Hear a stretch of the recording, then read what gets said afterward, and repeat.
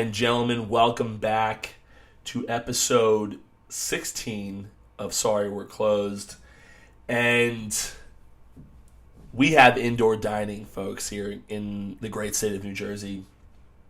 I actually got a text from one of my DJs to rebrand this podcast as Holy Shit, We're Open. Because since I've started this podcast, we have only been closed, at least indoor. And as of this past Monday, Governor Murphy announced that we would be having 25% indoor capacity, and starting this Friday. This poses a whole new ball game for us, especially at Green Rock, when the weekend after Labor Day weekend is a weekend that is very busy for us, and it starts the busy season. Our September and October are notoriously our busiest months, and we don't anticipate that slowing down. We actually decided to go ahead and get a tent. Not really, it's going to be a tent, but it's going to be like we're closing off an area over in the parking lot in order to help and be able to put as many people as we can safely and be able to make some money this fall, because in the outdoor we need space, obviously, and then we need to be able to social distance people, we need to be able to have masks, all that good stuff. And we're going to need to do this the proper way, so we decided to go the parking lot route. Now, obviously, we have a little bit of indoor. Now, with Green Rock's capacity is 237 people.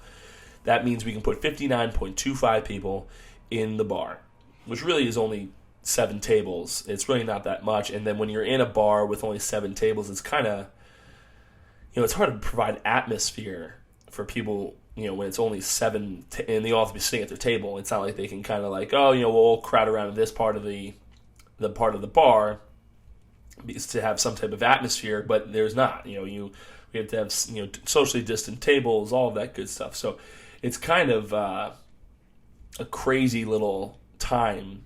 And now that they're coming back, they're coming back right before Labor Day weekend, which I sure as hell hope. I know the shore bars have been hurting all summer.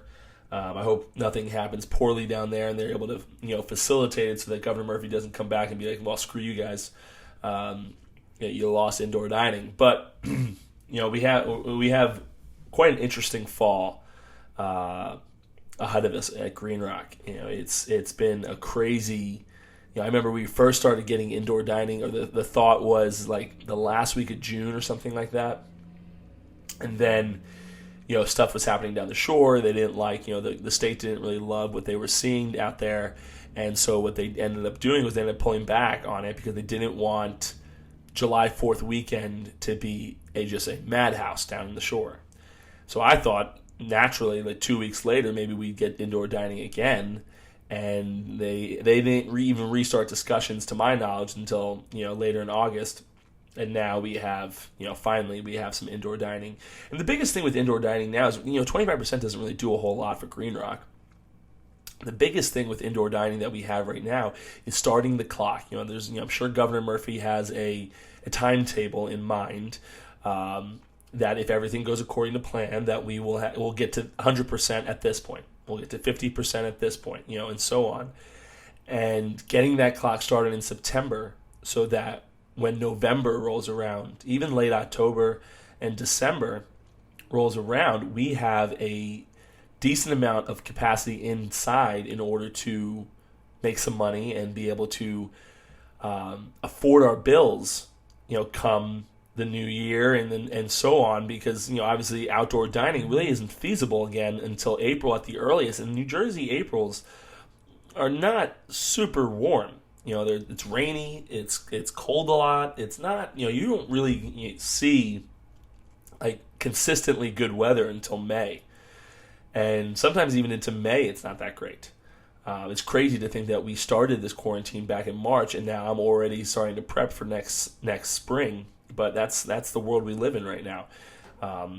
Back in June, I made out a plan for Green Rock to be able to survive until the new year, and then move on from there. And we're gonna be fine. If indoor dining and everything goes according to plan, we get through this year and this coronavirus subsides.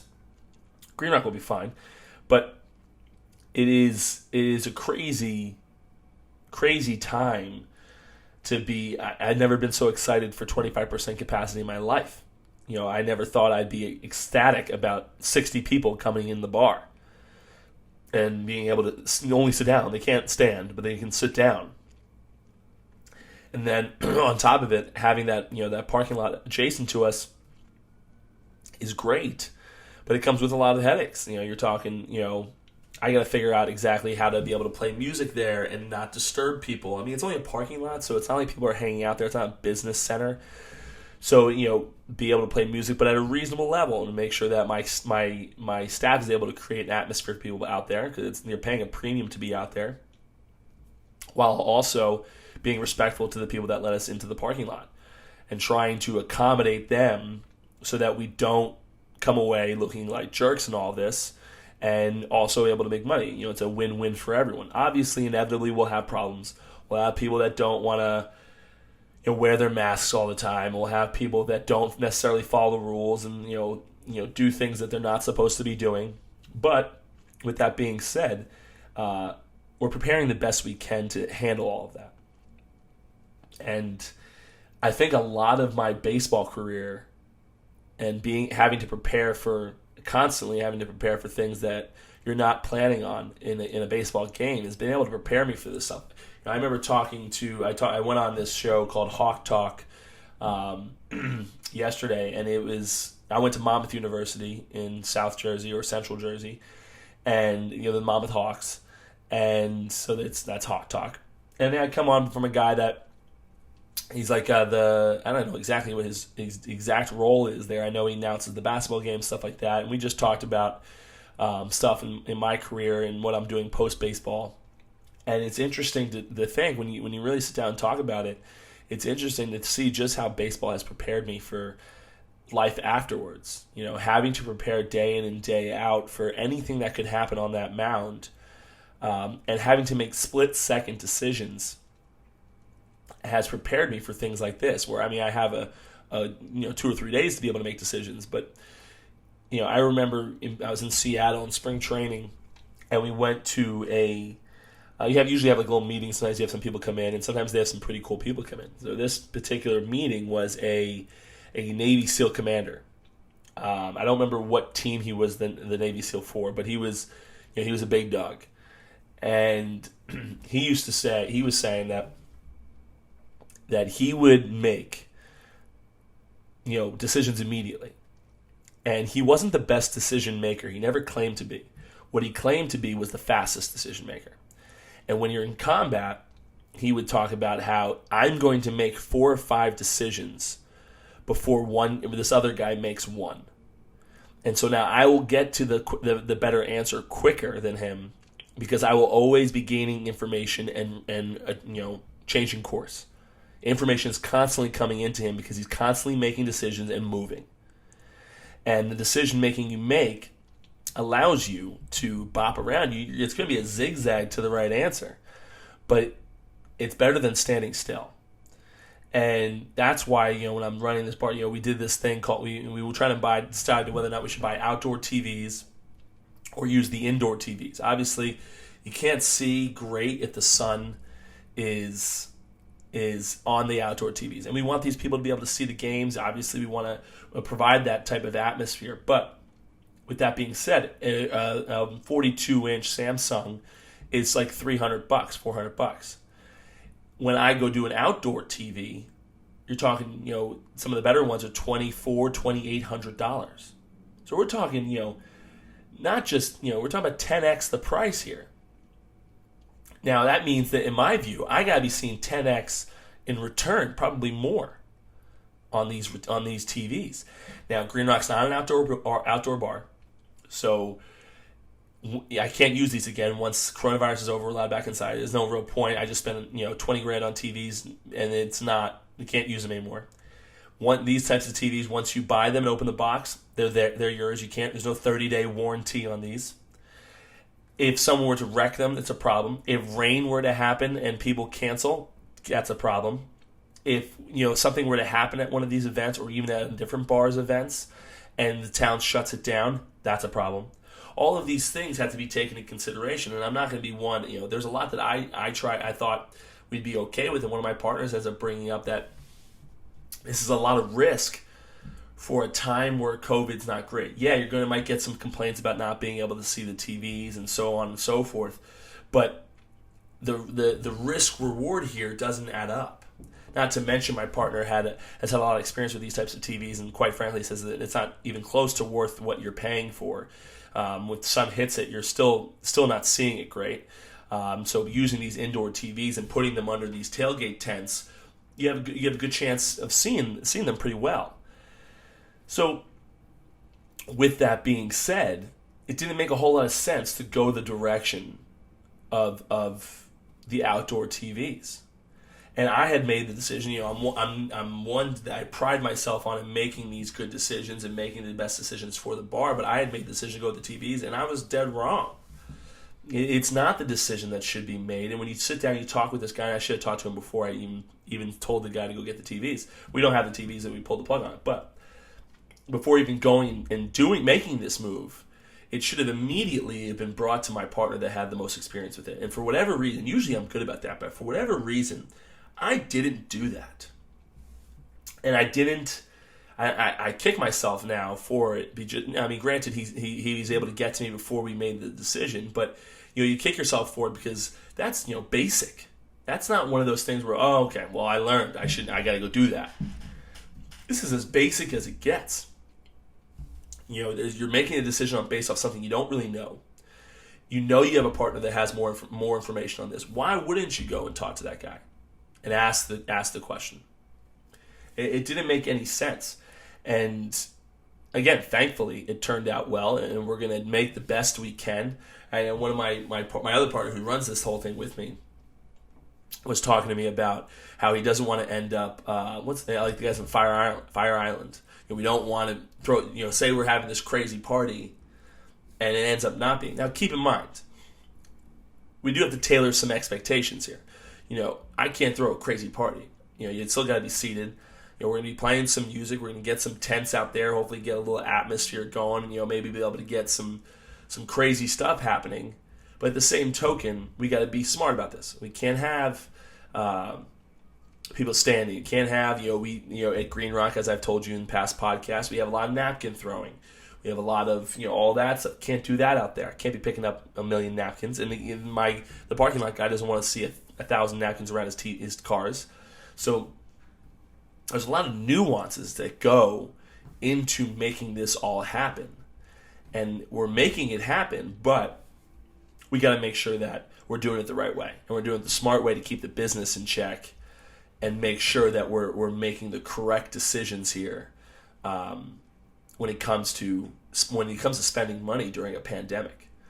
So the decision we came to last night was, in the beginning, we're going to use zero, we use all indoor TVs. And if the time comes where we're like, wow, this was really bad, maybe we put out one or two. We float two indoor TVs or outdoor TVs out there to see how it looks. And then we make moves from there. But to go immediately and to do the 8, it just didn't make a whole lot of sense. And I think, again, when it comes to decision making, I've prided myself on making great decisions and being able to do these things. But sometimes, you mess up and you don't make the best decisions that you could for the business, and you live, you learn, and you move on. But it's interesting to see how all of this kind of comes together. And what's also interesting for me is, as a bar owner, as a guy who went to Green Rock before any of this stuff happened, come that first football Sunday and Saturday, they're going to see these tents, you're going to see all these TVs outside, you're going to see a DJ, you're going to see like me, and I'm going to be out there, mingling and trying to make sure people have a good time and all this good stuff. And when we do those things and we have that stuff happening, as a customer, you don't realize that the last 2 weeks, 3 weeks of trying to make this happen was an absolute shit show. you don't realize, the conversations I'm having with the city to make sure this is happening. The contract negotiations I get in with the parking lot. The insurance that I got to put out there, all the liquor we got to buy, whether or not you do the outdoor or the indoor TVs, how big of a tent do we need? Do we do a tent? I've heard the tent takes away atmosphere. Maybe we shouldn't do the tent. Putting all of this together is what the grind is about, and what it is to be able to make it all work while also minimizing risk. Being able to mitigate the risk you have that you put into place here, especially in a pandemic, is huge. And being able to do this is more important than anything else. Mitigating the risk during this, because you can't afford a big miss. You just simply cannot afford a big miss. Who knows when the landlord's going to start wanting, to start being paid back. He's been great so far. Who knows when that comes? If that comes knocking, puts us in a world of pain. And all of these things that go on and go forth, it's a crazy life we live, trying to finagle our way through this coronavirus and hope that, a lot of people talk about how it's politically driven. I hope November 5th rolls around and this thing's gone. Yeah, of course I'd be a little pissed off that I lost all this money throughout this and you've ruined all these businesses. But yeah, November 5th having an end date would be amazing. I don't think it's realistic. I think probably even if it is politically driven, it probably doesn't end, for a couple months after the election. But I can't worry about that. I can't worry about all that. I have to worry about what I can control. And what I can control is trying to set this business up as good as it can in order to prosper throughout, through the fall and throughout the new year. If we close in November because it's cold out, we can't open. Whether or not, we're open, at 50, 75%. Once we get above 50% at Green Rock, we're actually pretty okay. Because we try to minimize how many people we let in anyway, because we want people to be able to move, less fights, less fines. People can get to the bar and spend more money. It's a win-win if you let a little less people in. So once we get over that 50, 60% threshold, we're actually in a pretty good spot. But it's about getting there. And it's about making sure the business survives to get there. And it's a much tougher task than people give it credit for. It's an absolute son of a bitch to be able to take your business and navigate all this and come out the other end, hopefully stronger and in a better spot, but be able to do it all and be able to not burn relationships with your landlord, burn relationships with the town. These people that come out and defy Governor Murphy's orders. Yeah, listen, I get it. And if Green Rock is about to go under, I'd probably do the same thing. But right now, we're in a position we don't have to do that.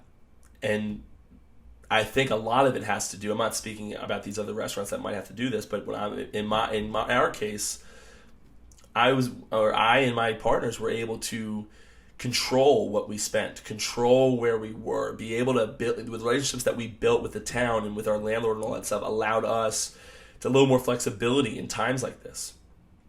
And now we're in a good spot to come back. And that's just the name of the game.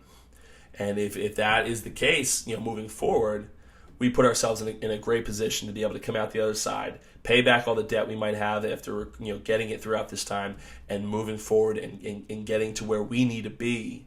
Hopefully January 1st we're at 100% occupancy, and we're in a good spot to thrive for years to come after this. We've been open 18 years. Hopefully that we're open another 18. That's what I hope. I hope to own Green Rock the rest of my life. But we got this. It's not going to be any tougher than this. Year one of Green Rock, it won't get any tougher than this. And on top of it, I added a podcast to the world. Sorry we're closed, and which I absolutely loved doing, and it's a good way to kind of relay to you guys and talk to you guys and what you guys go through. And when you listen to this, tweet at me some of the business stuff that you guys have done, that decisions you've had to make and how to navigate your own little personal life to come out the other side. Because no one is immune to this. It's not just a business thing. It's not a small business thing. It's not a restaurant industry thing. It's everyone. People are making some of the same decisions I'm making and having some of the same conversations I'm having with their landlords and with the people that they work for and things like that in order to navigate their way through this. It's been a crazy time. And here we are, at least in the restaurant industry, hopefully seeing a little light at the end of the tunnel. Some people are going back to work, all great things. But we're not over yet. And we're getting there, but we're not quite there yet.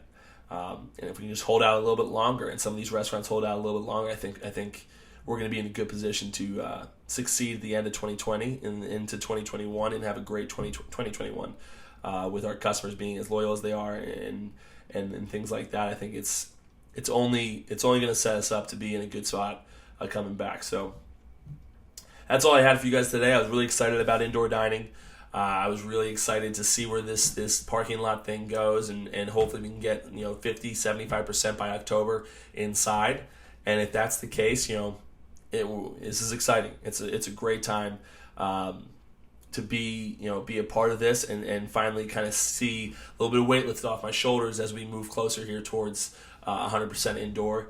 And it's a great feeling to be in the position that we are in right now, going indoors. Some of the hard work that I put in, from April until now, is starting to pay off, which is great. But until then, next time, guys, head over to the YouTube page as always. Subscribe there. I appreciate you guys listening to Sorry We're Closed. This is 16, I believe. Episode 17 comes out Monday at 5 a.m. And until then, guys, I truly hope to do this now that we're allowed indoors. Until next time, guys, see you at the bar.